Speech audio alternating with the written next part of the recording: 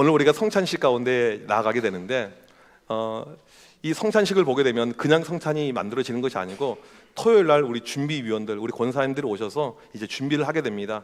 우리 교회는 그냥 전병을 사가지고 우리가 사용하고 있지만 과거에 보게 되면 이 백설기 아니면 카스테라, 제가 있었던 교회는 주로 카스테라를 사용했어요. 그래서 이 카스테라를 정성스럽게 깍두기 모양으로 썰어요. 그리고 이것을 잘 담아 놓죠.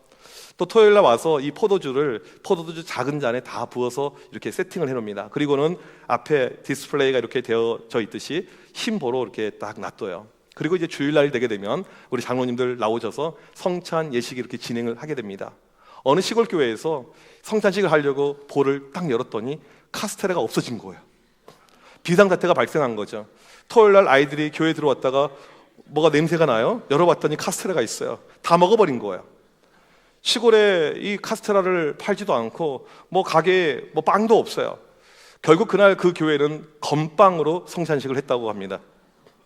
저도 어렸을 때 이 성찬식 하게 되면 로망이 있었어요. 나도 빨리 커서 저거 카스테라 먹어야겠다, 저 포도주 마시고 싶다, 그런 어떤 마음이 이렇게 있었습니다. 우리 아이들에게 그런 마음이 누구나 이렇게 있을 수가 있죠. 이 성찬은 우리가 장난으로 재미로 하는 것이 아니고 우리 기독교 이 예식 가운데 매우 중요한 성례라고 합니다. 가톨릭에는 7개의 성례가 있는데 우리 개신교는요 성례가 2개밖에 없어요. 2개가 무엇이냐면 하나가 세례이고 다른 하나가 성찬입니다. 그만큼 이게 중요한 의식이라는 사실이죠. 오늘 우리가 이 말씀을 통해서 그러면 왜 이 성찬이 그렇게 중요한가, 이 거룩한 예식이라고 우리가 부르는 이유가 무엇인가를 살펴야 되는데, 오늘 우리가 읽은 이 본문의 말씀은 예수님께서 이 땅에서 처음 행하신 성찬의 내용입니다. 이 말씀의 의미를 알 때 우리가 성찬의 의미를 알 수가 있습니다. 예수님께서 십자가에 못 박히기 전날 이 6월절에 제자들과 함께 최후의 만찬을 갖습니다. 6월절 마지막 식사 자리를 함께 하는 것입니다. 6월절은 이스라엘 3대 절기로 매우 중요한 절기였습니다. 애굽에서 고통당하고 있었던 그들을 해방시켜줬던 구원을 상징하는 바로 절기가 이 6월절이죠. 특별히 애굽에서 마지막 날 이 죽음의 천사가 모든 집의 첫째들을 다 죽이는데 히브리 민족 이스라엘 집 사람들은 6월절 어린 양의 피를 문서주에 발라놓았었을 때 죽음의 천사가 건너뜁니다. 그래서 이것을 한자로 유월, 영어로 패스오버라고 이렇게 이야기를 하죠. 이것이 바로 6월절 어린 양의 피라고 이야기합니다. 6월절의 어린 양의 피는 이스라엘을 구원한 피가 됩니다. 그래서 6월절 식사를 하게 되면 이 포도주 잔에다가 이 포도주를 이렇게 채우게 됩니다. 이 안에 담겨져 있는 이 포도주가 바로 어린 양의 피를 의미하는 것입니다. 이 전통적으로 6월절 때 포도주 잔을 몇 번 잔을 채우고 잔을 들게 되냐면 4번 잔을 따르게 됩니다. 첫 번째 잔을 따르고는요 축복문을 낭송합니다. 요한복음 16장에 보게 되면 예수님께서 이때 제자들의 발을 씻겨요. 이것은 정결 의식을 이야기하는 거죠. 그 다음에 쓴물을 소금에 찍어 먹고 빵을 접시에 올립니다. 또 2번째 잔을 따릅니다. 이때 가장이 이 아이들에게 4가지 신앙적인 질문을 해요. 6월절에 대한 질문하게 됩니다. 그리고 6월절이 너무나도 중요하기 때문에 이 6월절 신앙이 무엇인지 여기에 따른 설명을 해주게 됩니다. 그 다음에 6월절 때 출애굽 때 먹었던 쓴나물, 무교병 6월절 양을 먹고 식사가 마무리됩니다. 그리고 3번째 또 여기다가 잔을 따르게 됩니다. 이것은 현재를 축복하는 잔입니다. 주님이 이때 하셨던 말씀이 이것은 내 몸이라, 이것은 내 피라 이렇게 이야기를 하셨죠. 그리고 마지막으로 4번째 잔을 딸고 그 다음에 시편 찬송으로 마무리를 하게 됩니다. 오늘 우리가 이 말씀에서 눈여겨봐야 될 내용이 16절의 내용입니다. 같이 한번 16절 읽도록 하겠습니다. 시작. 내가 너희에게 이르노니 이 유월절이 하나님의 나라에서 이루기까지 다시 먹지 아니하리라. 이 말씀 무엇이냐면 오늘 6월절은 제자들과 함께하는 마지막 6월절이라는 내용입니다. 그리고 이제는 다시는 6월절이 필요가 없어질 것을 이야기를 하고 있습니다. 왜냐하면 예수님의 십자가를 통해서 새로운 언약의 시대가 도래하기 때문에 그렇습니다. 예수님께서 친히 어린 양이 되셨기 때문에 새 언약 시대는 이제 과거처럼 어린 양을 잡아서 피 흘려서 바칠 필요가 없어지게 된다는 것입니다. 6월절의 마지막을 이야기하십니다. 간혹 이단들 가운데 지금도 6월절을 지켜요. 하나님의 교회, 이런 이단들이 잘못된 신앙관, 잘못된 성경관을 가지고 있는 것이죠. 오늘 주님께서 20절에 저녁 먹은 후에 잔을 드셨는데 이 잔이 바로 세 번째 잔입니다. 6월절 때 네 번의 잔을 채운다라고 했는데 세 번째 잔을 이야기하는 것입니다. 세 번째 잔에서 예수님께서 이 잔의 의미를 설명을 해주고 있습니다. 마태복음 26장 28절을 같이 한번 읽도록 하겠습니다. 시작. 죄의 사함을 얻게 하려고 많은 사람을 위하여 흘리는 바 나의 피. 지금 잔 속에 들어있는 이 붉은 포도주는 우리를 위해서 흘리신 주님의 피라는 사실입니다. 그래서 내 피로 세우는 새 언약이라고 말씀하십니다. 이 구약에서 이 유월절을 보게 되면 출애굽을 기념하는 옛 언약이었습니다. 이제는 예수님의 십자가를 통해서 이 유월절 시대가 끝나고 새로운 언약의 시대가 우리에게 찾아오게 되는 것입니다. 지금 최후의 만찬에서 행하고 있는 이 성찬식은 우리의 죄와 사망을 위해서 죽으신 예수님의 피를 기념하는 새로운 언약 시대를 열고 있다는 것입니다. 신약의 성도들은 어린 양의 피를 모두 믿고 있습니다. 예수 그리스도의 어린 양의 피를 우리가 믿기에 그 보혈의 피로 구원받은 백성이 되어졌고 그 징표가 오늘 우리가 마시게 되는 이 포도주 잔이라는 사실입니다. 예수님께서 2000여 년 전에 첫 번째 행했던 성찬 의식을 우리가 지금 행하기 준비하고 있는데 이 성찬식 때 우리가 먹는 떡은 예수님께서 찢기셨던 그 살이고 우리가 마시는 이 포도주는 예수님의 피가 됩니다. 성찬식에서 주님의 피를 상징하는 우리가 의식을 이렇게 하게 되는데 가끔 이 기독교 관련된 이 교파들 가운데 너무 오버해서 이 성경을 정확하게 잘 모르는 경우가 있습니다. 가톨릭 같은 경우에는 화채설을 주장합니다.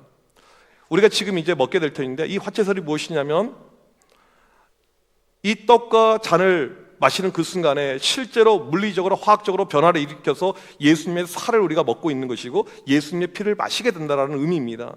이것은 말이 안 되는 것이죠. 루터교는 공제설을 이야기하는데 가톨릭과 다른 것은 무엇이냐면 그 떡과 포도주가 정확하게 살과 피는 아니지만 이 떡 사이에 포도주 사이에 어떻게든지 예수님께서 육신으로 존재한다라는 것, 이것이 루터교에서 말하고 있는 공제설입니다. 우리는 이것을 따르지 않고 있고요. 이 장로교 우리 칼빈이 영적 임재설을 이야기했어요. 떡과 포도주는 상징이다. 그런데 성찬식 때 우리가 참여하게 될 때 예수님께서 2000년 전에 제자들과 함께 하였던 것처럼 이 시간에 영적으로 동일하게 임재한다라는 우리는 영적 임재설을 믿고 있습니다. 그렇다면 이 성찬이 우리에게 어떠한 의미가 있을까요? 왜 우리 신앙에서 정말 중요할까요? 몇 가지 의미를 살펴볼 텐데 첫 번째로 이 성찬은 주님의 임재를 경험하는 시간입니다. 성찬식의 특징이 무엇입니까? 먹는 거예요. 기독교 의식 가운데 예배 시간에 먹는 것은요 성찬식밖에 없습니다.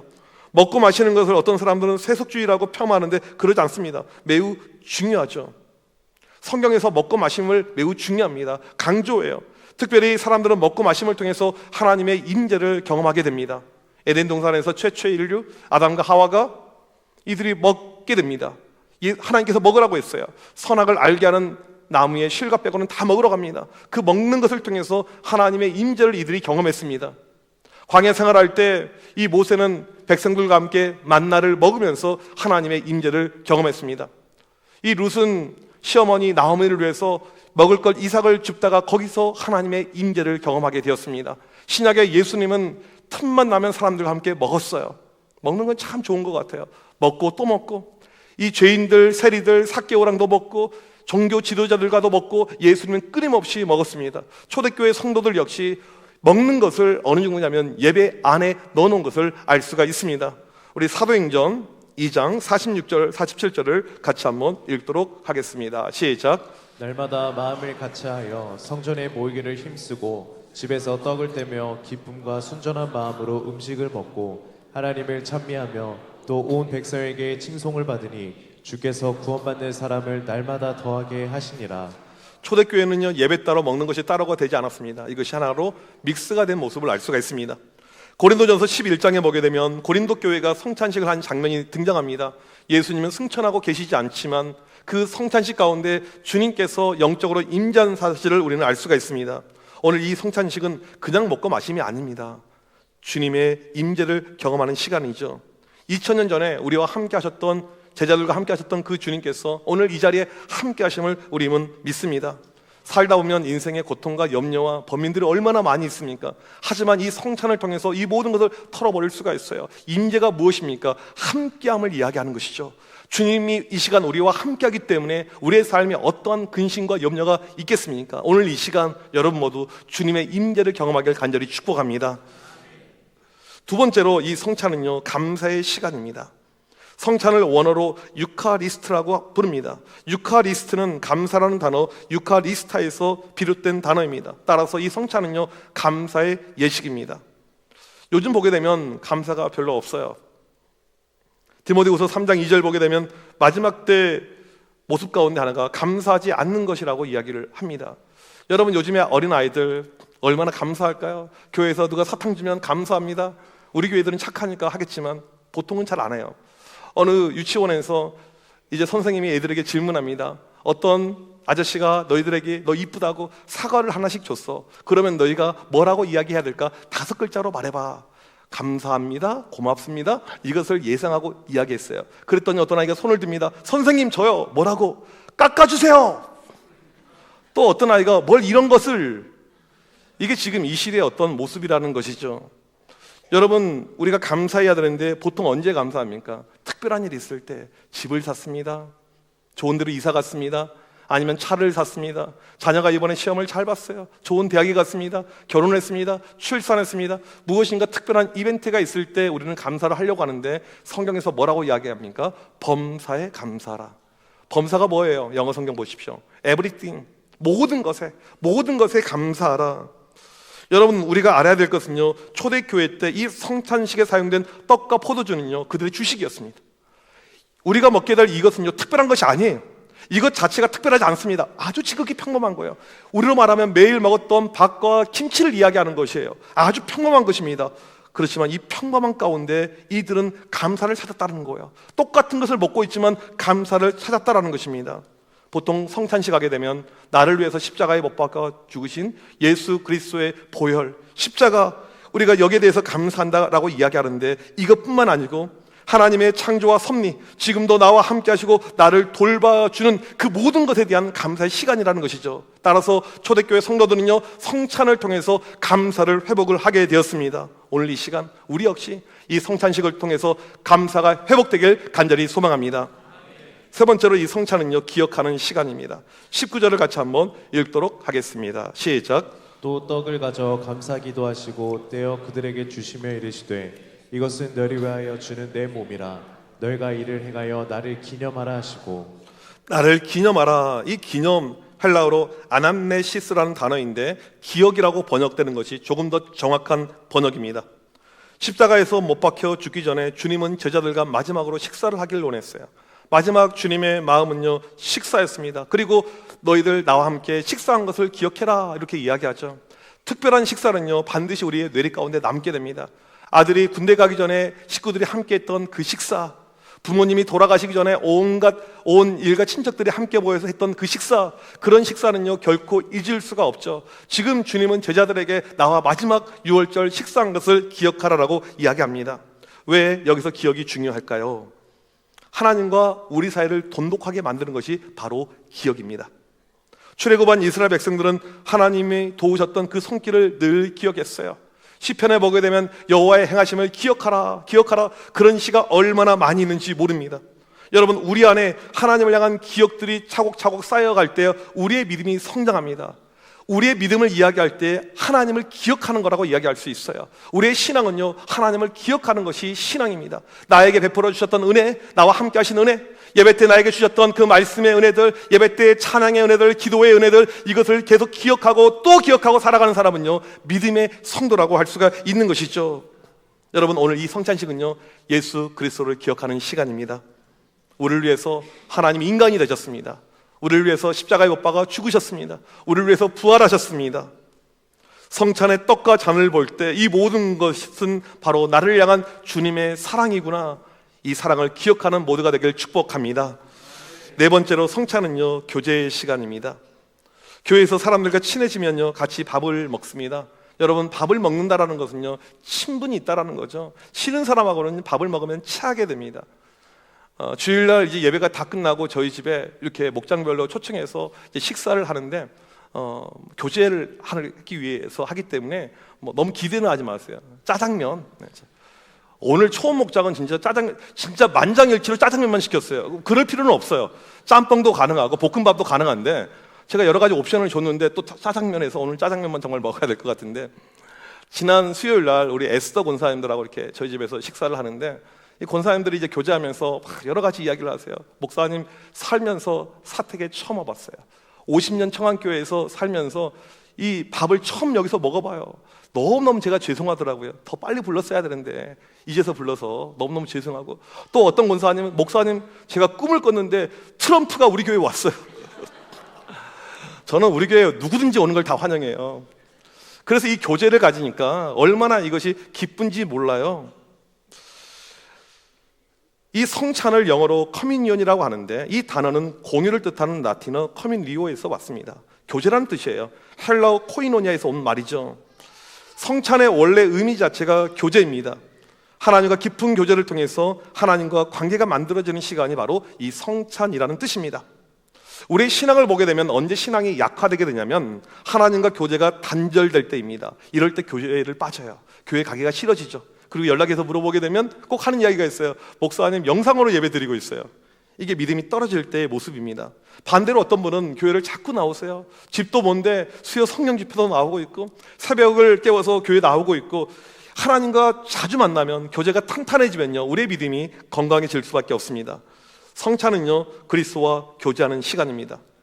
과거 한국 교회에서 우리 유교 문화가 팽배한 곳이기 때문에 이 성찬하게 되면 너무 엄숙, 너무 거룩, 또 슬픔, 애통, 여기에 대한 것을 너무 강조를 많이 했습니다. 여러분, 성찬은요 교제의 기쁨의 시간입니다. 사랑하는 연인과 함께 할 때 얼마나 기쁩니까? 시간 가는 줄 모르게 그렇게 기쁨의 시간을 우리가 알고 있잖아요. 바로 성찬이 그런 기쁨과 설렘의 시간이 된다는 사실이죠. 오늘 이 성찬 예식을 통해서 하나님께서 우리에게 주신 특별한 은혜가 임하길 간절히 소망합니다. 오늘 우리 모두 하나님의 임재를 경험하고 감사가 회복이 되고 주님의 사랑을 기억하고 주님과 풍성한 교제의 시간이 되길 주님의 이름으로 간절히 축복합니다. 기도하시겠습니다. 하나님 감사합니다. 오늘 주님이 제정하시고 기념하라고 하셨던 그 성찬에 우리가 이 시간 동참을 하게 됩니다. 이 시간을 통해서 주님과의 교제가 풍성해지고 주님의 사랑을 기억하게 하여 주시고 감사가 넘쳐나게 하여 주시고 이 시간을 통해서 영적인 주님의 임재를 경험하는 우리 모두가 되게 하여 주시옵소서. 이 모든 말씀 예수 그리스도 이름으로 간절히 기도하옵나이다. 아멘.